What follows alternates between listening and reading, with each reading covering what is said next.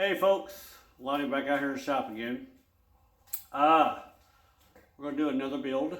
I don't know, I'm doing it all the time. But, if you remember, we did the 2x72 belt grinder, which that's how far I got with it. I was waiting for my pulleys and everything to come in, the wheels I mean. But we're going to do something different. I like this one, there's nothing wrong with it. But before I go too far, I've already had them thoughts in my mind like, well, I wish I would have done this, I wish I would have done that, you know, that kind of stuff. So, what I originally set out to do whenever I started to build this thing is there was a guy on YouTube, Schmidt or something like that. He built a belt sander, he built it where it was able to tilt. Right here, I've bought his plans. And that's what I was wanting to do, but I kind of thought, well, that'd be a little bit too much, you know, too involved for me. But the more I looked at it, the more I wanted to build it.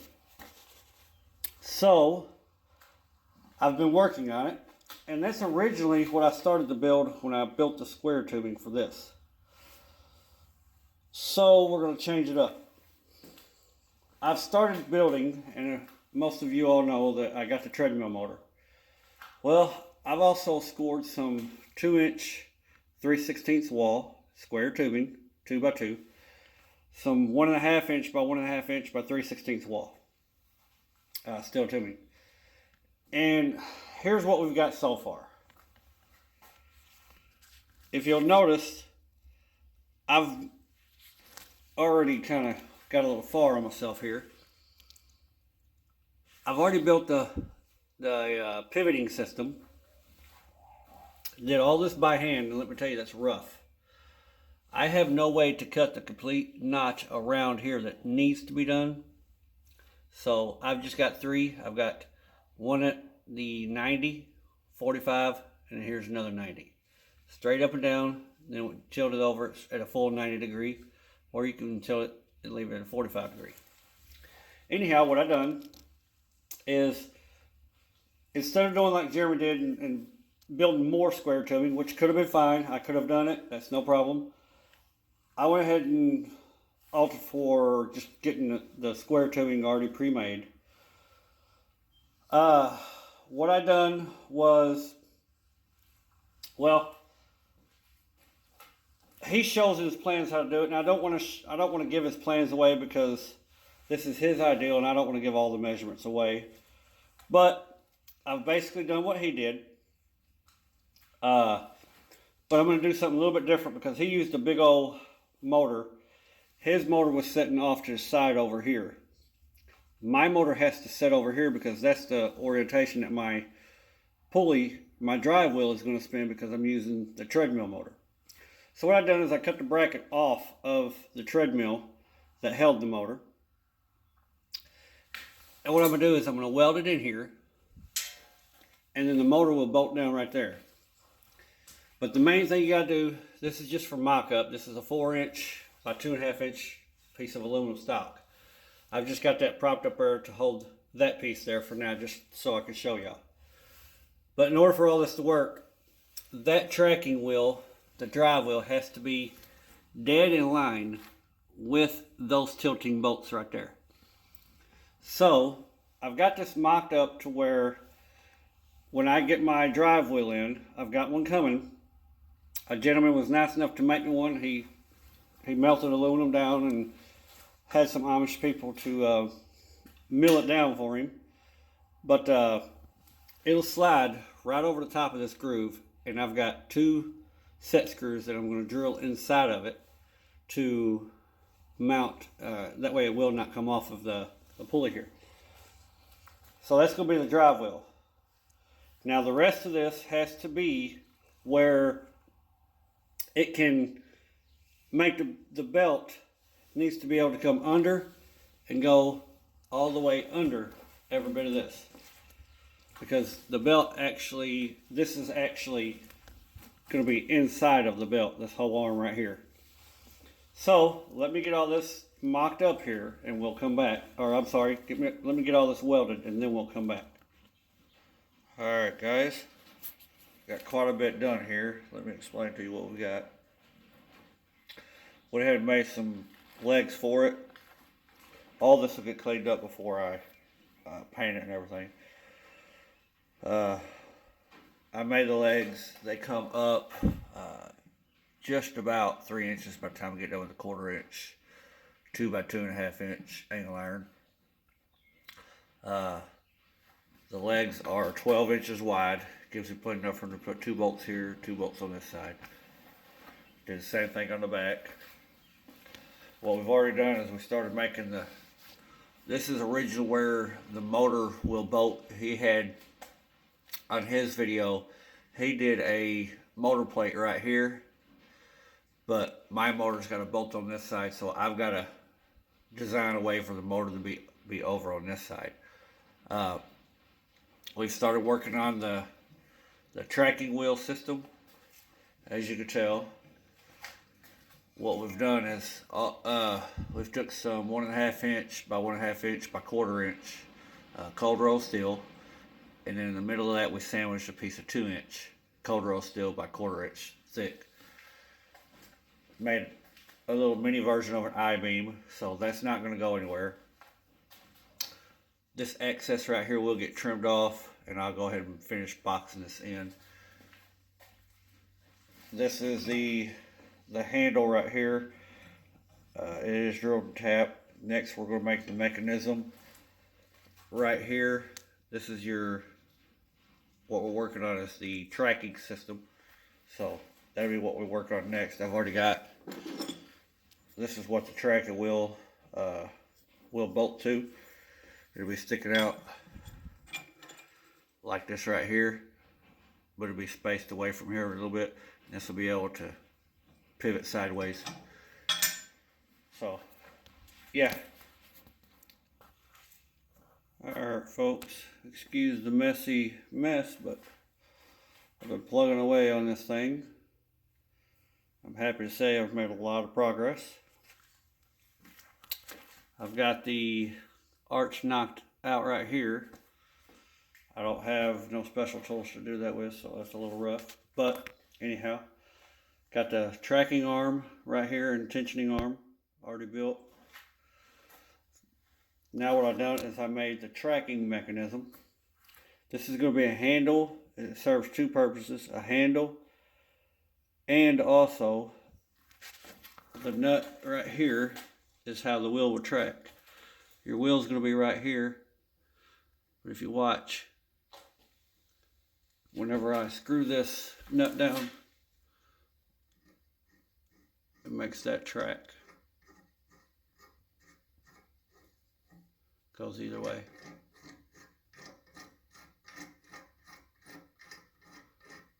And that's all the way down right there. So that's plenty of room. It also, like I said, I'll have a wooden handle up here.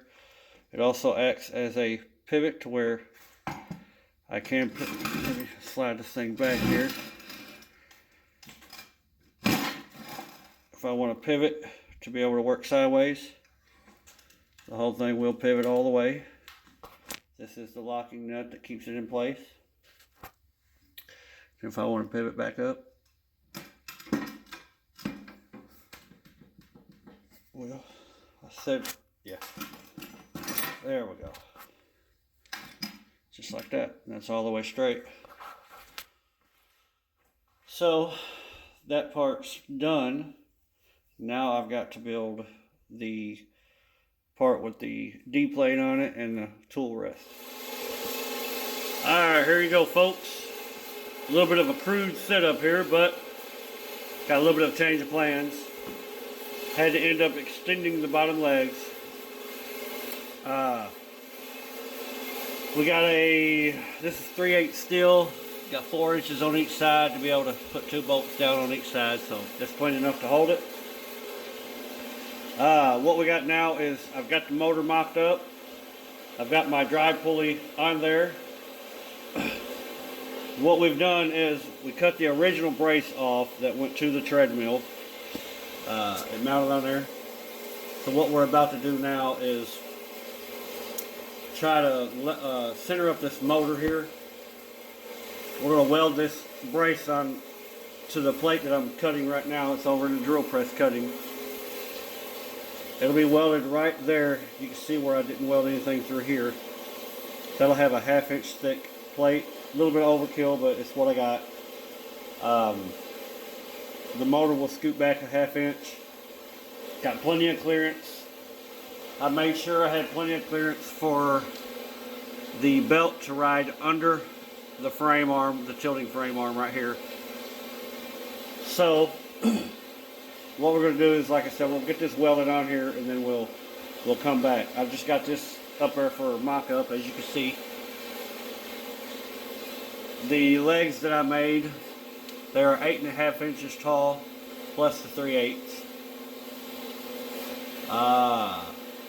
I did already get the platen made, the D plate and the platen here. I've got to order my wheels, but for the most part, what you want whenever you're doing a tilt is you want to keep this drive wheel dead center of your tilting bolts. So yeah, this will give me plenty enough room, plenty of clearance to be able to, I should be able to tilt the motor. If not, then oh well, I'll let this motor hang off of the back of the table. Alright folks, there you go. There it is in its entirety, whatever you want to say. Here we go. It's done so far. The only thing I got to do now is make a new tool rest right here. The plate, that's not going to be the one that stays on it. I've got it set up, and just to show you, this is the original controller that came with this treadmill motor that I'm using. The control board is put up somewhere. I don't really know where it's at right now, but anyhow, it was a digital display and all that. We swapped it out for, this is, I'll show you here, if you look right there, it's an MC2100. We swapped it out for this one. This is an easier controller. You can use a pot on it and control the speed. I took this one out of another treadmill. This is a, let's see, right there, MC68 or MC60, same thing, MC60 series. Basically all you do is, on this motor, it's got 2 blue wires. That's for a protector. Hook one up here. It's all labeled on the board. It's got the blue wire here. Then the other blue wire goes to a fuse, which is right here. Then you got your hot and your ground from your motor. It's labeled, but if you'll notice on mine, you can see down there that says red, but I've got it switched around because I swapped the polarity so I could spin the motor backwards. A lot of people say it's going to hurt. Some people say it don't. But here's the deal. DC motors, some you can switch around backwards. This one is one of those ones that you can switch around backwards. This motor does not have very much use at all on it, so I'm not worried about the brushes being worn in one direction. It was an elderly lady's. She passed away. Her husband had it put up for years, and he never used it. Said his wife only used it probably a few hours at the most. So, new motor. Had a guy on Facebook. He said he got with me about making a drive wheel for this. Basically, it's got an 1 1/8 bore. All it does is slide over the original hub for the belt running system. I didn't have to do nothing special. He bored this out. I put it over that. The only thing I done was I drilled 2 holes, one here and one there, and I put set screws in it. That's what holds this on here. What I'll do is I'll kick it on. This is also the same treadmill that I took this controller from. I took the variable speed. I've got other pipe that you can use, but this one here I'm just going to do for demonstrations. If you turn it on, you'll see. Let me turn it off. You'll see a light right here. You've got one LED right there that's lit up, and if you turn it on, watch this one. It kicks on too. You also have one over here that'll kick on. But this is the direction that you want your belt to spin. And as you can see, I can speed it up.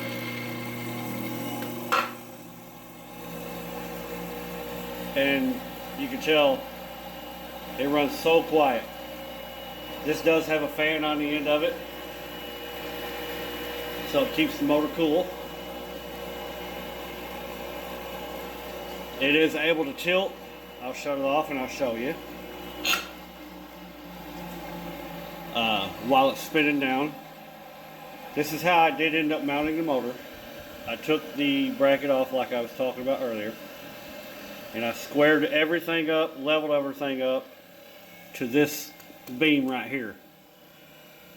So in other words, everything, like I say, this drive wheel is completely level with that beam right here.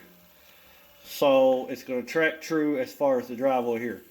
This is how you adjust your tracking to make the belt go one way or the other. I'll be ordering the pulleys for the D plate here and the idler or the tensioner pulley, which is the same thing I'm using for a tracking pulley. Anyhow, what I've done is I welded this 1/2" plate on here, as you can see, so it's not going to go anywhere. I'll loosen this up just a second.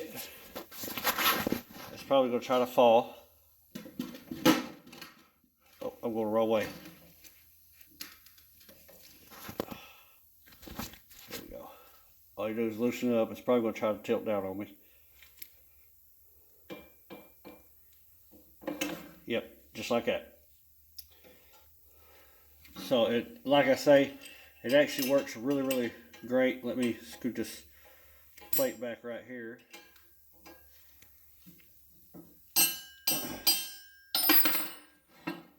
Alright, as you can see, it's tilted all the way,